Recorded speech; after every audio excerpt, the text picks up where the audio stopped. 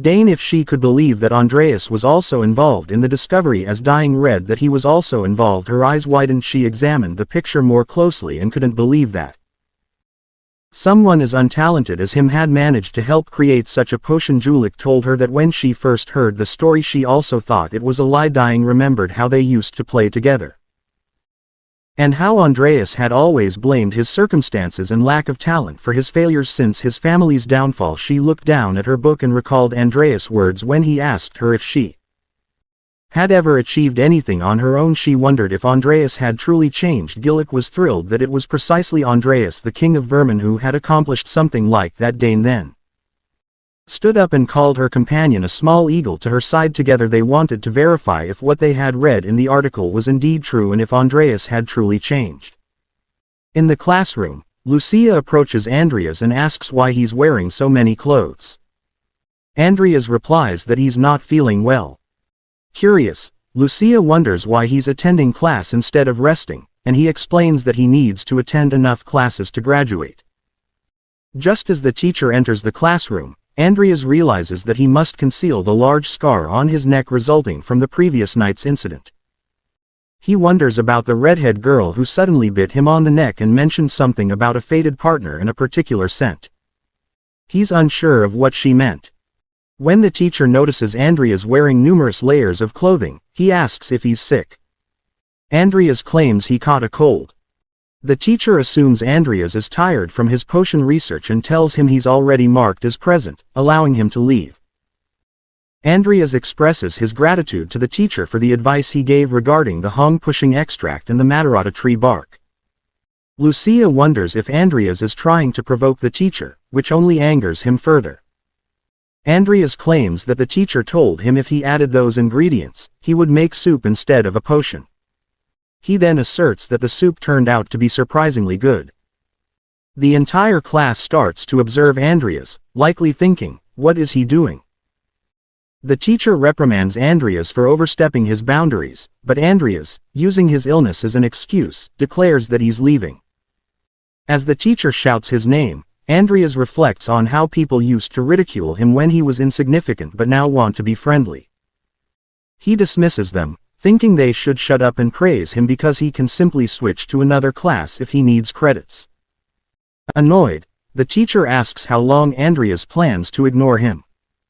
Suddenly, Lucia stands up, grabbing the teacher's attention. She asks if she can explain as someone who co-created the potion. The teacher grants her permission. Lucia states that they learned the basics of potion making in the class and then applied that knowledge independently.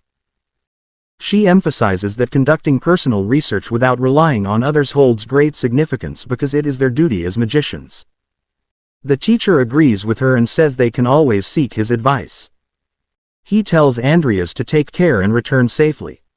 As Andreas gazes at Lucia, he silently acknowledges her skill in diffusing the situation. He still doesn't understand why she did it, but he is grateful to her.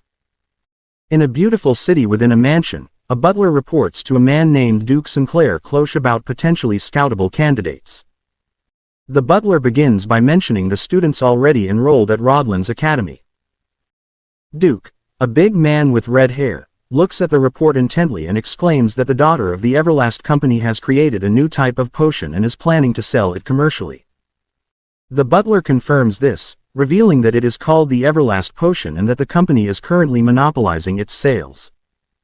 Duke, intrigued by Lucia's achievement as a first-year student, predicts that many people will try to recruit her upon graduation. He decides to taste the potion, wondering if it's as impressive as its reputation suggests. The butler provides him with a sample, and Duke drinks it with anticipation. After consuming the potion, the butler asks Duke how it was. He responds with a wide smile, expressing his surprise at its efficiency, which is several times greater than any potion currently available on the market, with no side effects. Duke realizes that if they manage to commercialize it, it will revolutionize the industry. However, there is another matter worth noting.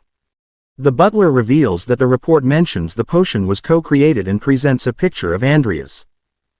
Duke recognizes Andreas as the son of Cain Cromwell and wonders if he has a talent for making potions.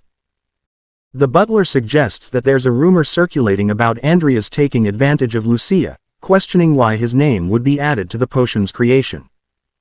Given that neither household has any significant relationship with the other, Duke decides they should investigate further and consider adding Andreas to the scouting list if he has indeed awakened a talent for potion making. The scene shifts to a rainy night inside a mansion, where an old man asks about the outcome of the end-of-year award ceremony. The butler reports that everything went according to plan, referring to the old man as His Majesty. The butler adds that the Cromwell family will be demoted. The old man chuckles, mentioning Andrea's name, and with a wide grin, he expresses his anticipation to see if Andreas is different from his father. At the dormitory, Andreas is seen swinging a wooden sword, reaching his 1000th swing. Exhausted, he falls to the ground and drinks a potion while contemplating how impossible it would be for him to do this without them. He explains that the regeneration potion accelerates his muscle recovery, the healing potion alleviates fatigue, and by adding the physical reinforcement potion, he has essentially created a system for limitless training. Initially hesitant, he gambled on evolving the potions, and the results were astonishing. He can now create a greater number of potions, with significantly improved success rates and creation speed.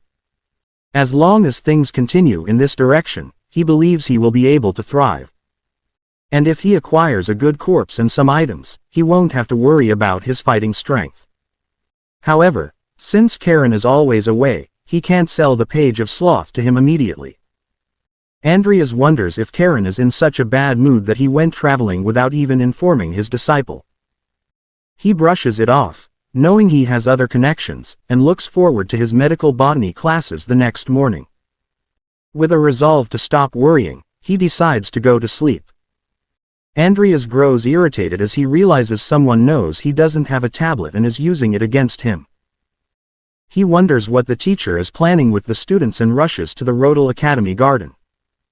Upon arrival, he wonders why everyone is in such a hurry, as it seems like an exam. The teacher reprimands him for being late and assumes that Andreas, being so engrossed in his research, didn't see the notice. Suddenly, Lucia appears and pulls Andreas aside, explaining the situation to him. She suggests that he should just buy a tablet at this point since he now has money. She explicitly mentions that the teacher discovered an awakening potion and came up with the idea to conduct an exam to analyze it. Andreas thinks to himself that the teacher simply had to boast about it. Arrogantly, the teacher tells Andreas that for someone of his caliber, figuring out the ingredients and proportions should be a breeze. Andreas thinks to himself that the teacher is a stubborn fool and mixes up his thoughts and speech, intending to expose Andreas for who he is. Andreas reflects that there's no need to be ashamed, as he has a bright future ahead. The teacher, with an angry expression, considers Andreas to be nothing more than a trash student who took advantage of Lucia, the rising star of the potion world. 4 hours later, the teacher is flabbergasted upon seeing that Andreas has placed second in the exam. Another instructor reassures the teacher that there was no cheating during the exam. The students are shocked as they realize that Andreas possesses a talent for potion making. Suddenly, a student shouts in frustration, questioning why the teacher claimed the potion he made as his own. The conversation continues as Fatty speaks up, expressing his frustration and questioning why the teacher would claim the potion he made as his own. The shocked students turn to Lucia for her opinion, and she suggests that if it's Professor Vauban, she believes he could have done it. Andreas confidently agrees, indicating that he had the same suspicion. Lucia asks where he's going, reminding him that she saved him yesterday. As Andreas approaches the teacher, he asks a question regarding the potion's ingredients. The teacher tries to avoid the question, but Andreas insists that it's relevant to the situation. He challenges the teacher to prove his claim by explaining why he used specific materials in the potion. The teacher becomes fearful of Andreas' intentions. Fatty asks if Andreas means that the teacher should prove it is in the Magic Tower examination. Andreas affirms that if the teacher truly made the potion, he should be able to easily explain why he used certain ingredients or admit he's not confident enough. The teacher, sweating nervously, arrogantly mentions that he's a professor at the prestigious Rodlin Academy. Andreas urges the teacher to answer his question, asking why he changed the upriver resin to cytomine petals. Terrified, the teacher realizes he was so distracted on the presentation day that he forgot to check that part. Fatty angrily demands an immediate response from the teacher. The teacher explains that they used the petals to cut costs since, if they were the ones developing it, they wouldn't know the difference. Andreas poses his final question, asking why the teacher used the more expensive D-Julie beetle instead of Popina powder. The students wonder why the teacher is avoiding answering and begin to question if he really stole the potion. They are shocked by the revelation that the teacher could claim his students' research as his own. Suddenly, the teacher shockingly states that it's because Popina powder has a hallucinogenic effect, completely missing the mark. Fatty, with a serious expression, corrects the teacher, stating that he remembers being told that the powder has side effects but not that it is hallucinogenic. He asks the teacher to explain how he arrived at his response. The students start screaming at the teacher, expressing their disappointment in him as a scientist and accusing him of stealing credit from his disciple. They demand that the teacher resign immediately, calling him a scammer. Desperately, the teacher points at Fatty and Andreas, accusing them of setting him up. He threatens to report both of them to the disciplinary committee. Andreas realizes that the teacher has reached rock bottom. Andreas tells the teacher that if he's so annoyed, he can ask Sir Alvin to arrange a place for him to explain himself. He reveals a black card, indicating that he is sponsored by Alvin. The teacher falls silent, unable to respond, and Andreas asks what's wrong. The defeated teacher falls to his knees. Meanwhile, Alvin watches the scene unfold through his bird, recognizing that the teacher caused a commotion and will have to face the consequences. As the bird flies away, Alvin reflects on how Andreas knew the theory and ingredients behind the awakening potion. He believes it's possible for Andreas to discover a new medicine before the end of the year, and he eagerly anticipates it. In the academy cafeteria, Lucia feels a bit sad when Andreas invites her to eat together, only to find out they're in the school cafeteria. As she touches the meat, she accidentally burns herself. Andreas guides her on how to eat this type of food properly, as Lucia is not accustomed to it due to her wealth. He shows her how to hold the meat, dip it in the sauce, and offers it to her. A green-haired girl sitting nearby also asks Andreas to give her some meat, and he obliges. In the hallway, Lucia asks Andreas when he plans to buy a tablet, suggesting that if he had one, he would be notified of events like today's exam and wouldn't miss them. Andreas explains that he's currently saving money. Lucia is surprised, pointing out that tablets aren't even expensive. Andreas remarks that nothing is expensive for her because she is wealthy. The green-haired girl happily addresses Andreas as Mr. Fairy, and asks if he wants a reward. Confused, Andreas questions why she's calling him that. They part ways, each going their own direction. While walking alone in the hallway, Andreas sees Karen. As they pass each other, Karen instructs Andreas to visit his lab tomorrow at noon. Andreas finds himself at a blacksmith's shop where he encounters Dean. She questions why he's there, to which he explains that he needed a sword for self-defense. Dean notices the box she's carrying and mentions it's a present for her brother. Andreas wonders if she's referring to Carlos Alvin, the eldest son of the Alvin household who had died prior to the game's start. He shares that Carlos had been killed during the Academy's end-of-year event and later joined the Zeffaro cult, the same cult responsible for the terrorist attack. Andreas excitedly suggests that it would be nice if they could meet again, just the three of them. Dean contemplates how to ask him something, as she realizes that Andreas seems to have changed despite the rumors about him. Andreas startles her by asking if she has something to say, but Dean acts oblivious. As Andreas leaves the room, Dean turns around and admits that she wants to know why. However, she notices that Andreas has already left, making her feel foolish. Meanwhile, at the Academy's teaching department, an old man expresses his search for a material of the same quality as Angela throughout the continent but has been unsuccessful so far. He intends to continue searching a little longer, even though his hopes aren't high. He needs it for the congregation this weekend. Andreas realizes that this is where the game begins. If the old man becomes blinded by greed and asks him to give it to him, he will have won. Suddenly, Andreas tells the old man that he managed to obtain the Apocalypse Codex.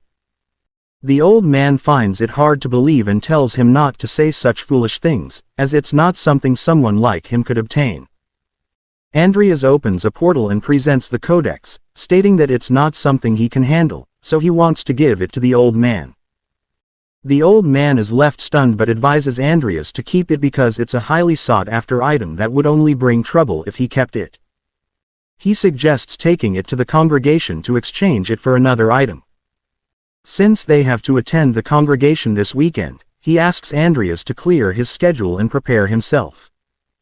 In a beautiful night at the eastern edge of the city, within the Forest of Captivity Adjustment Area, a carriage with a skeleton coachman comes to a halt as a yellow-haired man approaches. He asks if they are going to the congregation and requests to ride along with them. Andreas recognizes him as Salem Edidia, one of the continent's greatest 10, known as the Devil in pursuit of truth due to his willingness to deal with forbidden matters for the sake of exploration.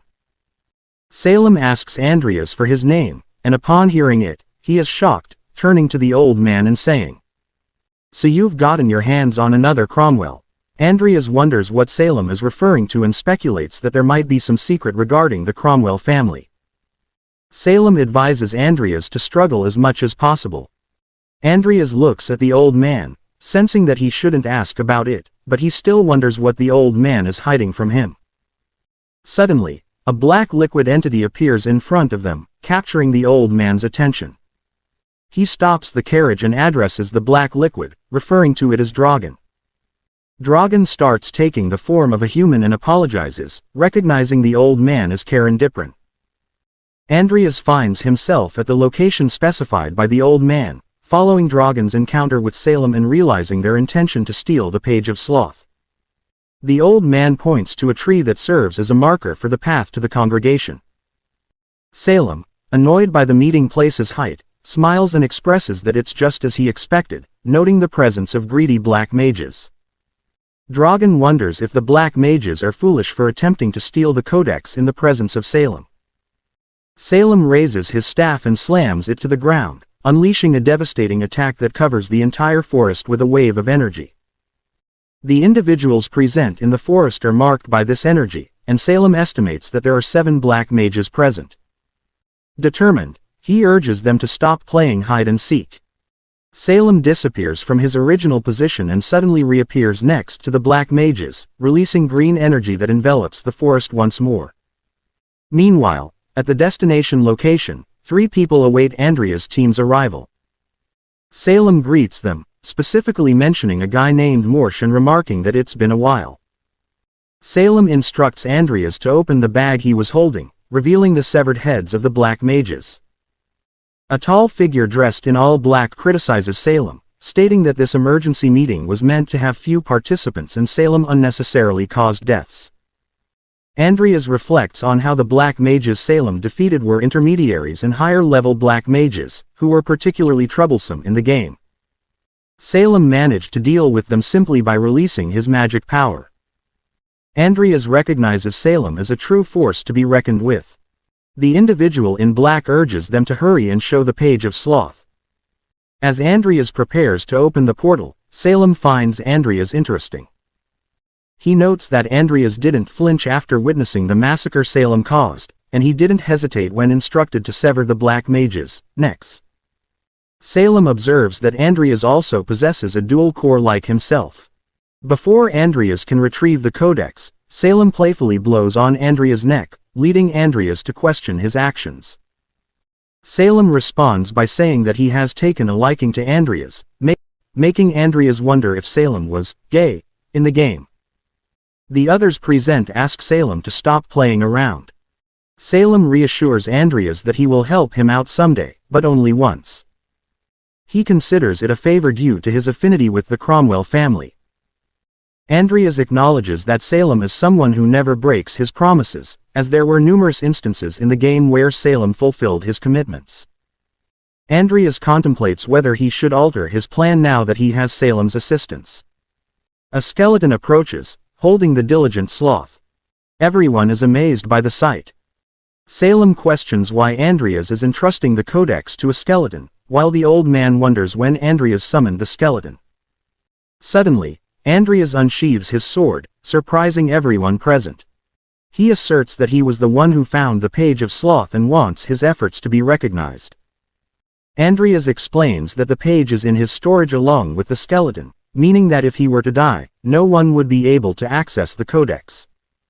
He calls out to Salem, reminding him that it's time to fulfill his promise. Andreas urges Salem to hurry because time is of the essence. Salem expresses his concern, questioning if Andreas is acting recklessly based solely on something he said. He ponders what he would do if he had deceived Andreas. In response, Andreas asserts that he will do his best even if it means risking his life, as he is willing to become crazy to survive in this chaotic world. Salem remarks that Andreas is a funny guy but recalls telling him to struggle, not expecting him to go this far. Suddenly, green energy emanates from Salem's staff, and snakes emerge from it. Wearing a menacing expression, Salem informs Andreas that if he insists, he has no choice but to kill them all. Salem raised his staff high, and declared that anyone who tried to touch Andreas from now on would be killed by him. The beautiful woman raised her hand and firmly stated that she wouldn't lay a finger on him. Furthermore, Salem warned that anyone who dared to question this event would suffer the same fate. Jester, skeptical, asked Salem if he was serious, and whether he would truly fight them if necessary. He questioned whether Andreas was more important to Salem than their own lives. Salem smiled, assuring Jester that he knew him well and wasn't making empty threats. He meant every word he had just said. Moore sighed in disbelief, hoping that Salem was merely joking. However, her hope quickly faded when Salem's anger flared, cursing at the need to repeat himself. Moore and Jester fell silent once again, while Sharon and Bragan remained shocked and struggled to grasp the unfolding situation. The cheerful young lady, in contrast, felt excitement and curiosity about what would happen next. Jester turned to Morsi and explained that they were powerless in such a situation. He asked her if she still had an interest in Karen's student, now that she understood the consequences involved. Andreas, exhausted but grateful for the support he received, took a healing potion and thanked everyone for their patience. Jester urged Andreas to state his demands in exchange for the pages. Visibly fatigued, Andreas inquired about what he would receive in return. Jester found it absurd that Andreas didn't even know what he wanted for the pages. Raising his hand, Jester offered Andreas the opportunity to choose 5 items from a list, cautioning him to make wise and careful selections. A comprehensive list appeared before Jester, presenting numerous options. Jester pointed out that the list even included corpses, which Andreas could undoubtedly make use of. Andreas examined the list, contemplating the corpses Jester had mentioned. He considered the possibility of acquiring the bodies of the mages who had attended the assembly. Recognizing 2 specific corpses, the former Fairy Queen Mylene and the Tiger King Timer. These high-quality materials greatly interested him, igniting his desire to obtain them. Interrupting the discussion, an orangish orc informed them that he had already sold those particular corpses to Morn. He warned Andreas that Morn would be furious if he gave them away. Andreas recognized Morn's name, recalling him as a prominent figure in necromancy. He understood the potential problems he could face if he antagonized Morn, and contemplated abandoning the idea of obtaining those corpses. However, a surprising voice intervened, stating that it didn't matter, and that Andreas could take them if he wished. Amidst the astonishment of everyone present, they realized the voice came from a small fly, revealing that Morn was communicating through it. Sharon, filled with excitement, referred to the fly as the Master.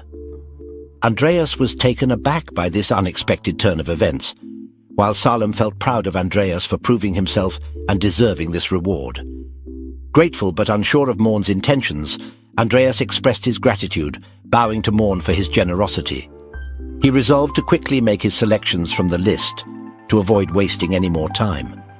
Sharon, however, felt anger rise within her, longing to be the one delivering the pages. In addition to the corpses of the Tiger King and the Fairy Queen, Andreas chose a few ingredients for potions. Salem, aware of better options on the list, questioned Andreas's decision and asked if he was certain about his choices.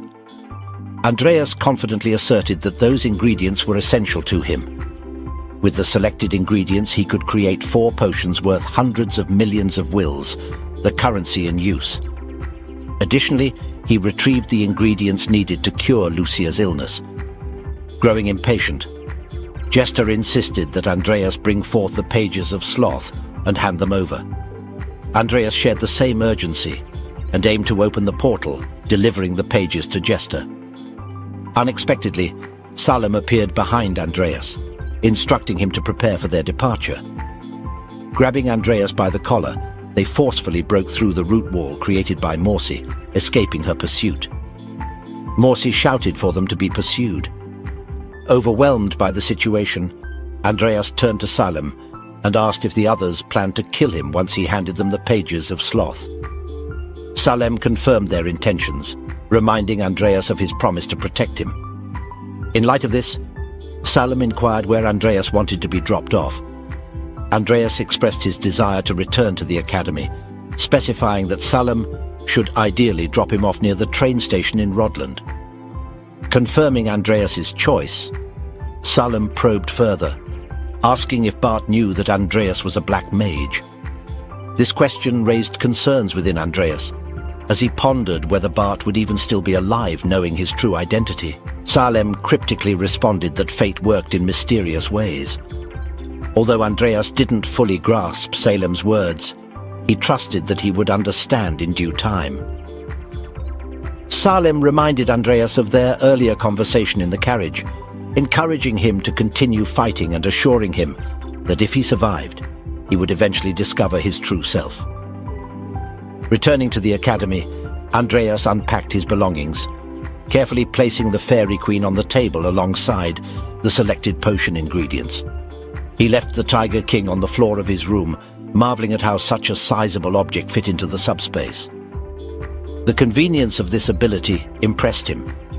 Recalling his past need to summon Nickel as a skeleton, Andreas decided to postpone summoning him until his necromancy level increased, allowing him to summon high-level zombies instead. Raising his hands, he stored the obtained corpses in the same dimension where Nickel resided. His attention shifted to the new bag gifted by Morn, and he discovered a book nestled within. Picking it up, a system window appeared, revealing that he held Morn's Black Magic Tome, a high-level skill book authored by Morn himself. Andreas couldn't believe his luck, receiving yet another gift from Morn. Excitement surged within him as he opened the book, finding a wealth of knowledge surpassing even that of Karen's library. Eager to fully comprehend the book's contents, he contemplated the possibility of transforming the acquired corpses into high-level zombies once he delved deeper into Morn's teachings. Glancing at Nickel, Andreas noticed another system window offering to develop his skeleton. The window informed him of 66 potential evolutions. Contemplating his next move, Andreas had long awaited this moment to develop Nickel, and felt relieved that it had finally arrived.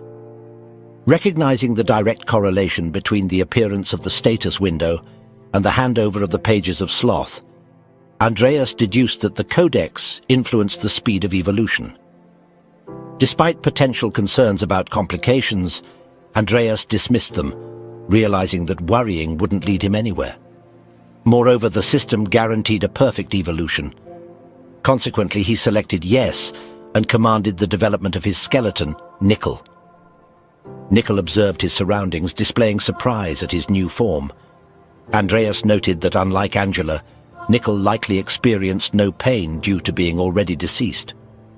Suddenly, a late-night knock resounded on Andreas's door.